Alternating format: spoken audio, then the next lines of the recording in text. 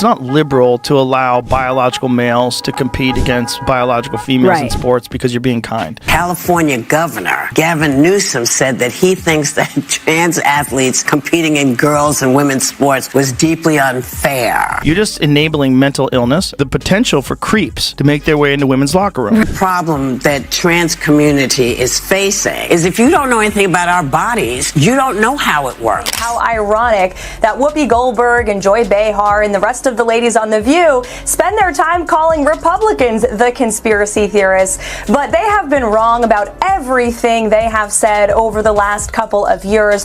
Joe Biden knows how to do this. Yes. He knows how to do this. He's quite good at this. The clash between Joe Rogan, Karoline Leavitt, and Whoopi Goldberg feels like a cultural confrontation built for modern media. On one side stand commentators known for blunt delivery and refusal to soften their criticism. On the other stands a performer whose career stretches across decades, built on groundbreaking success in film and comedy. Goldberg represents a rare Hollywood arc. Her legacy carries enormous weight, anchored in achievements that reshaped expectations for women in entertainment. Yet critics argue that public conversations about her often lean heavily on past triumphs rather than present impact. That perceived gap between historic reputation and current commentary creates friction that sharper critics are eager to explore. Do you see what Whoopi Goldberg said? Whoopi Goldberg said that Biden could arrest all the Republicans and put them in jail. Let's look at a scenario where the Supreme Court says, yes, he has that. He has all those rights. He is immune from everything. You know what Joe Biden could do since he is presently president? Whoa. He could throw every Republican in jail. You just need to see how unhinged this kind of thinking is. Well, you know what Joe Biden could do? Joe Biden, you have to see it because it's so on TV. crazy. She said on television. The fact that she says that so confidently, if you're willing to let Donald Trump use presidential immunity, that means Joe Biden could just go crazy and arrest all the Republicans because that's what that means. No, that's not what that means, even a little bit. Like, No, you just added a whole bunch of stuff to what that means. On The View. I had something yesterday that really pissed me off. And that was, she said, there will be no wokeness here. Oh, yeah. Let me explain something to you. Because without that wokeness, you might not have that job. You know, we have seen cultural Marxism trickling its way through every institution in this country. The public school system, the higher education university system, Hollywood, big tech, the corrupt mainstream media that I fought against in President Trump's White House. Supporters note that Goldberg's influence during earlier stages of her career is undeniable. However, her present role as moderator and commentator on The View has shifted her public image. Instead of stand-up stages and film sets, audiences now see her navigating political debates and cultural flashpoints in a daytime television format. Critics argue that some of her opinions can feel abbreviated or lacking detailed explanation, especially in fast-paced panel exchanges. That perception opens space for figures like Rogan and Leavitt to challenge not just her arguments, but the broader platform that amplifies them. But it's fun to watch. It's just fun to watch them. It's good entertainment. Yeah. Undoubtedly. Well, they're just, it's interesting because I think Sunny's very intelligent, but she's ideologically captured. Right. That's sort of, I think the other ones, there's a couple of the other ones, don't have to name any names, who are just very dull-minded. But I think Sunny's not one of them. I think she's smart, but captured. Rogan approaches Goldberg the way he approaches many long-established public figures. In his view, sustained visibility often depends as much on media infrastructure as on individual momentum.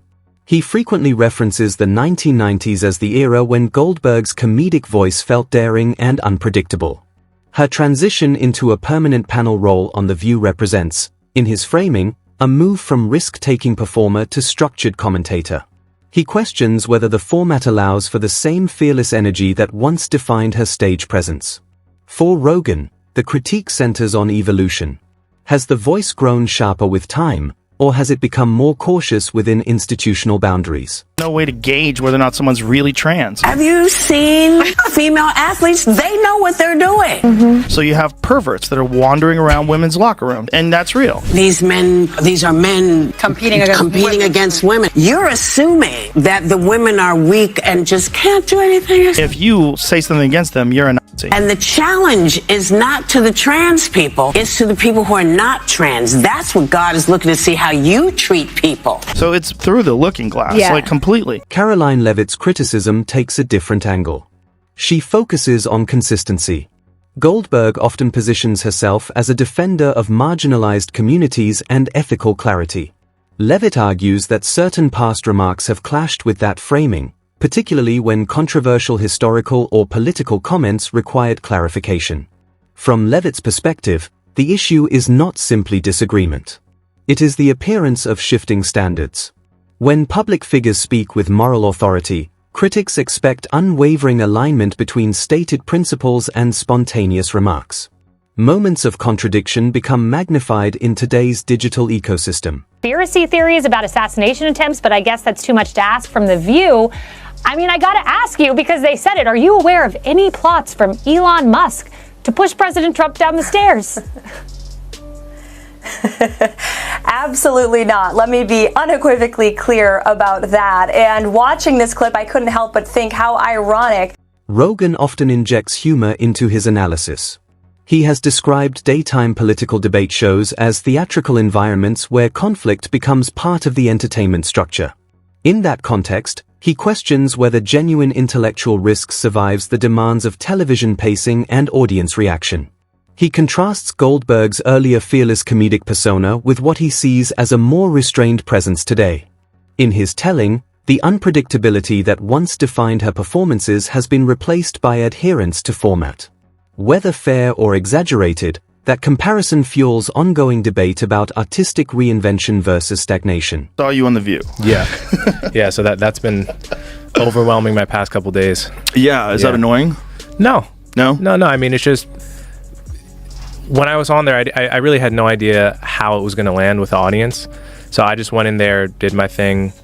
I had no idea what to expect. I didn't know who Sunny Hostin was. I actually still really don't know. So I wasn't expecting necessarily for her to kind of try to ambush me in that way and attack my character in that way. Leavitt expands the critique into politics. She argues that Goldberg's commentary sometimes appears more forgiving toward figures aligned with her worldview and more severe toward those outside it. To Leavitt, that suggests selective intensity rather than neutral principle. Supporters counter that perspective naturally shapes interpretation. Critics respond that consistent scrutiny should apply across ideological lines. The disagreement reflects a broader national conversation about media bias, loyalty, and perception. Likened President Trump to Hitler. They have mocked him, they have shamed him, they have lied about him consistently on their show. And it was a joy to watch them on November the 6th when they realized that tens of millions of Americans do not listen to the lies that they have spewed. These women are completely out of touch with reality. And you're right, ABC should wake up. They just paid $15 million to President Trump's future library. That's a great thing for the American people. Rogan also questions Goldberg's identity as a comedian in the present moment. Comedy, he often argues, should challenge power structures and provoke uncomfortable laughter. He suggests that her current tone leans heavily into serious political framing rather than comedic experimentation. Leavitt characterizes this shift as performative activism replacing artistic boldness. Rogan frames it as cultural transition. Both suggest that the fearless comedic edge once associated with Goldberg feels less visible in her current role. Introduced as our friend Donald Trump. That's right. Whoopi Goldberg gives you a big hug and a kiss. Joy Behar gives you a big hug. Barbara Walters gives you a big hug. They all loved you. So here's the actual appearance. Watch. Donald Trump is a billionaire, a real estate mogul, and a television star. They further argue that daytime television can cushion controversial statements in ways other industries might not. Applause cues, supportive co-hosts, and rapid topic changes can dilute accountability. Rogan criticizes what he sees as reflexive audience reinforcement. Leavitt broadens the lens, suggesting that some celebrities pivot toward political commentary as artistic momentum fades. In this framing, Goldberg becomes symbolic of a larger trend where established figures leverage notoriety to maintain relevance within cultural debate. Whoopi Loved you. Gives you a hug and a kiss. She writes a letter, the most beautiful letter. She's quoted in the paper. he's a consequential, he was the greatest president, blah, blah, blah. Then all of a sudden she goes to the View, she started hitting the hell out of me because they won't hire her unless. I've had many people go on CNN and they call and said, I don't know what to do.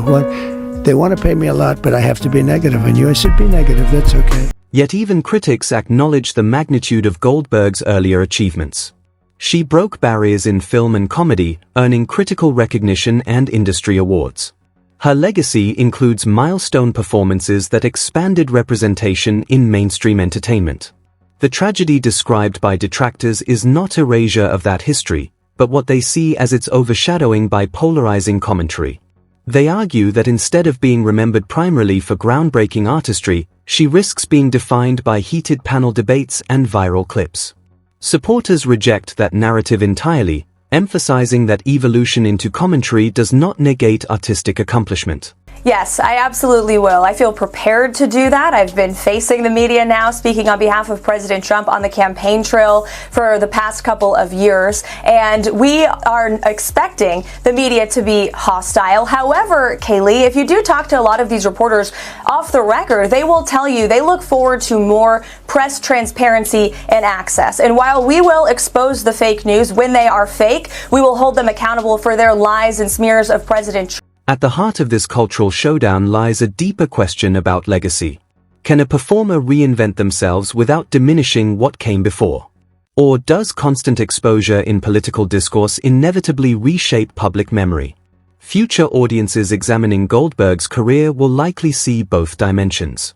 The acclaimed performances, the awards, the barrier-breaking moments, and the later years spent in highly visible televised debate. Whether viewed as fearless pioneer turned outspoken commentator or as an enduring voice adapting to new platforms, her trajectory reflects the complexity of fame in the modern age. The irony is not necessarily decline, but transformation. And transformation, especially in public, rarely unfolds without controversy.